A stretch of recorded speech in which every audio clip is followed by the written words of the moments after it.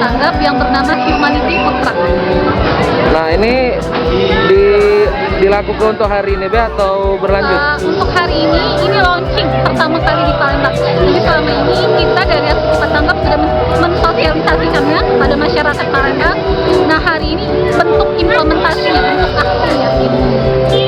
Ini ada apa namanya? Untuk kelanjutannya gimana nih, Mbak? Untuk kelanjutannya nanti kita akan launching gerakan ini, mengajak para donatur yang ada di Sumsel untuk membuat gerakan seperti ini. Jadi ini mobilnya ini untuk sementara dipinjam dari Jakarta. Insya Allah ke depan akan kita buat juga yang seperti ini. Oh, jadi ini bukan di Palembang saja atau Kalau mobil ini belum ada di Palembang.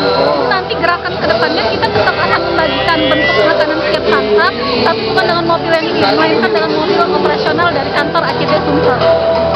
ini menetap di sini atau pindah-pindah nanti untuk di Palembang? Nanti pindah-pindah. Jadi kita menyisir tempat-tempat yang memang banyak fakir miskin yang membutuhkan. Untuk makanannya ini berarti dari donasi atau Dari donatur. Donatur, oh iya. Jadi ada paket yang kita berikan itu donatur bisa milih paket yang mana dan itu langsung menghasilkan makanan siap.